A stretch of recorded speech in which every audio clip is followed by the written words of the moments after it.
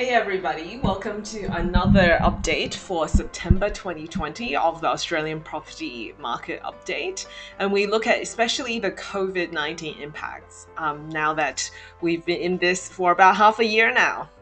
So pretty much, really the presentation will focus on the impact of COVID-19 on the Australian economy, the impact on property values, and some ideas on options forward if you do have some properties in Australia. So, who are we? Why are we making this presentation? My name is Mary. I'm your host and the director of Creatopia Constructions. We've helped over 125 families in the last 7 years with improving value to their properties and over $12 million in project value. And really, why we're doing this is because we want to help stop mortgage stress in Australia and to empower you to have financial freedom through property. And hopefully this presentation will give you more knowledge to help empower you. Here's a legal disclaimer just to say that the information in this presentation is general in nature. So we're gonna really dive straight in. So some mixed news really with August, and really the big focus is all eyes on Victoria because of the stage 3 and stage 4 restrictions in regional and also metropolitan Melbourne. And as you can see here, that has really made a huge difference between how that state does compared to the rest of Australia. This graph indicates a trend for payroll jobs. So the number of jobs that's being filled right now, and I know there's been a lot of unemployment, so it's already hard enough getting jobs, but the rest of Australia is actually recovering. So that's a mixed news. That good news, Sydney, Brisbane, Perth, Adelaide, so on and so forth, are actually bouncing back. If you look, it's really recovered from, a dip in early August to about the same as July, which is around 96 to 97%. Whereas Victoria, which is a green line, has continued to decrease really since the start of stage 4 restrictions. That's because of obviously tourism, so therefore accommodation jobs have been severely impacted.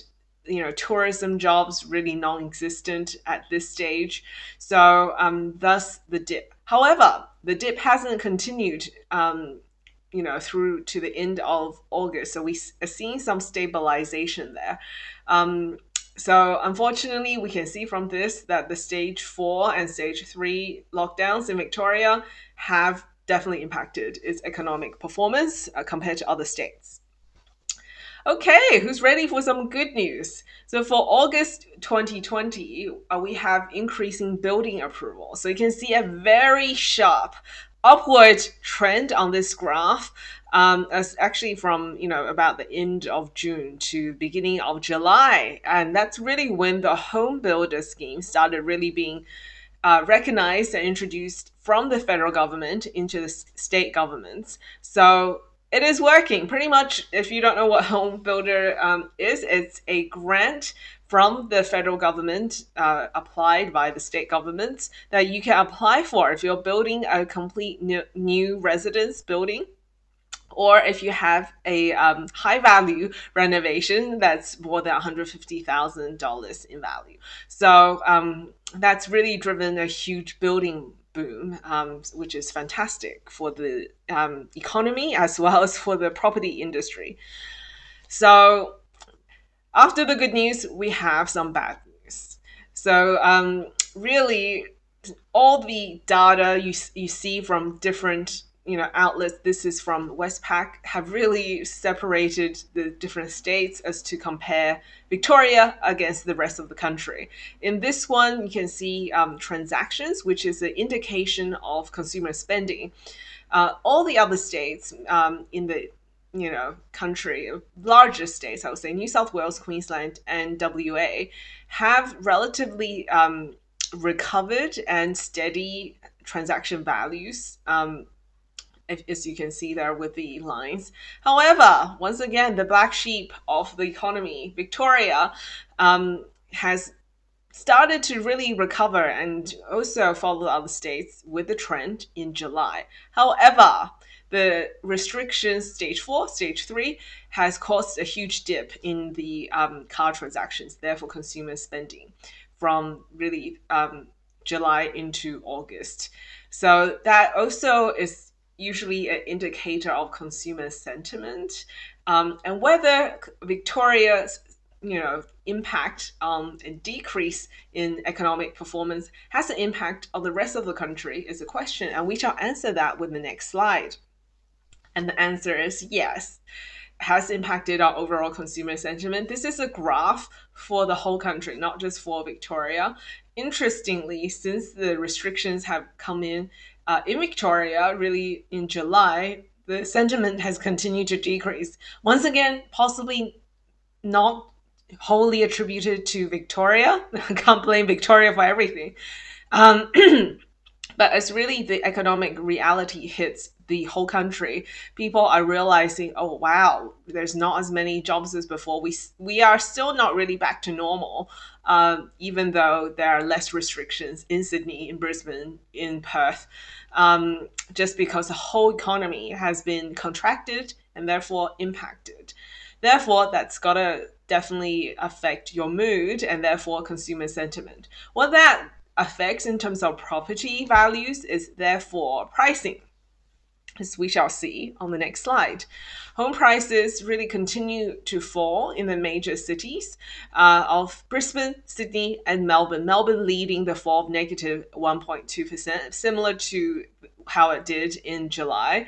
Once again, I want to remind everybody listening to this is not crazy falls like what they've been saying on the news, negative 10%, negative 20%. I mean, really, right now we're not even at negative 8% from the end of March to now the end of August and beginning of September. So the numbers are not quite drastic yet. So we shall see what will happen in the future. But if you actually look at the other capital cities, prices are actually starting to stabilize. Darwin, slight increase in prices. Perth, Adelaide, and Hobart pretty much steady, no change or negligible change.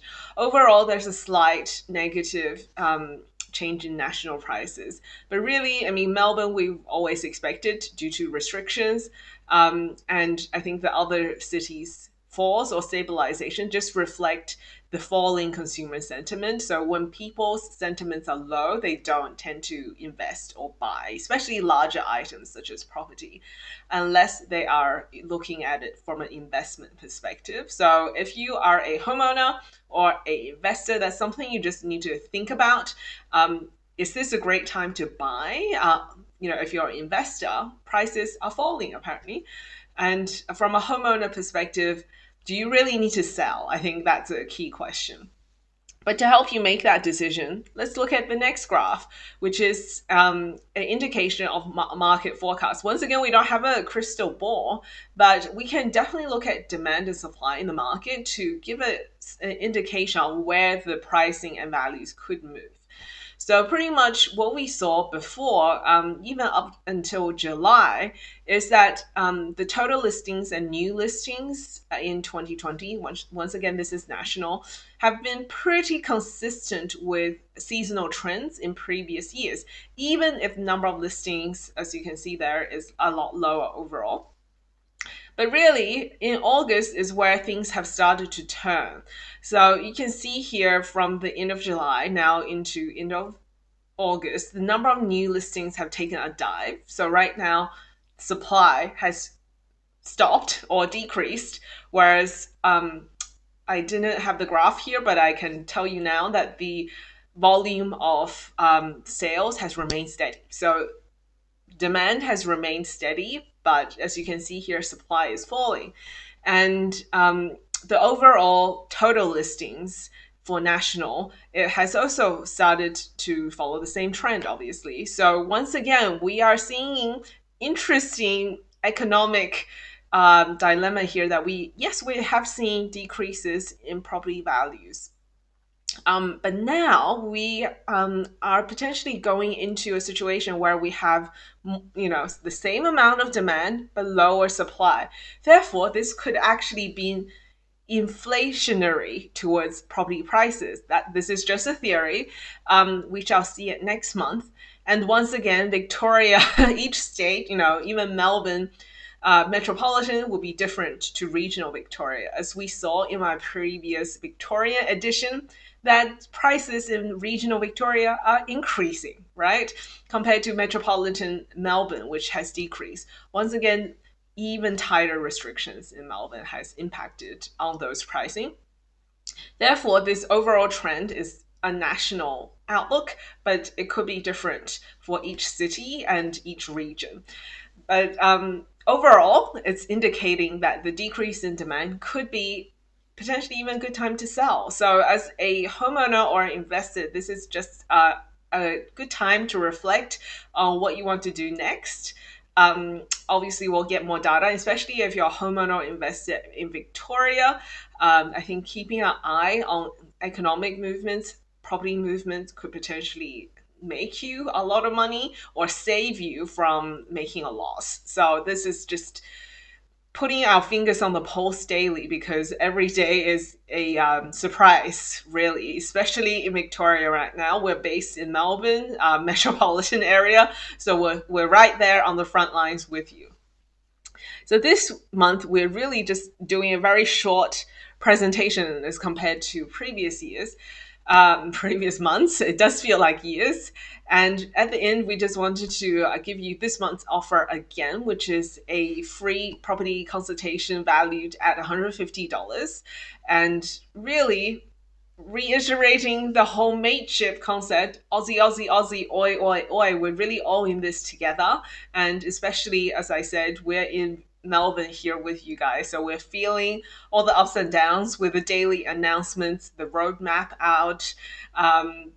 Also feeling the frustration of being indoors, while sometimes you do want to get out and do your work. So to help you out, if you, as I said before, if you're an investor or a homeowner, you're thinking, oh, is this a good time to sell? Is this a good time to buy? And you just want a second opinion, right? So this is completely obligation free. And you just have to really call us or email us to book your spot, because we only have 5 available.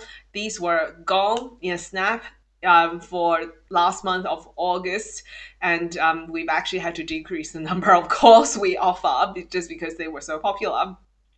Because we need to hire more staff, so therefore you may help the economy a little bit by offering a few more jobs. So, anyways, let us know if this video has been helpful by commenting below. If you like this video, we would love if you like this video and subscribe either to our Facebook page, YouTube channel, LinkedIn, all of our social media presence. And we look forward to updating you next month. And if there's anything extraordinary that happens with Victoria, we will do like a short update through September as well. So especially as all the different stage, as we move out of stage 4 into the first step and then the second step, hopefully eventually into the final step of the lockdown restrictions easing, that will all impact on the values of Melbourne as well as Victorian property prices. As people become more mobile, they can, actually go and attend open inspections. So we're going to keep an eye out on that, and highly recommend, obviously, if you're not already doing so, keeping your fingers on the pulse with the property market with our channel, and just looking at the news on a daily basis. But yes, wishing you guys all health and happiness, and I hope you're all taking care. Have a fantastic month ahead. Take care.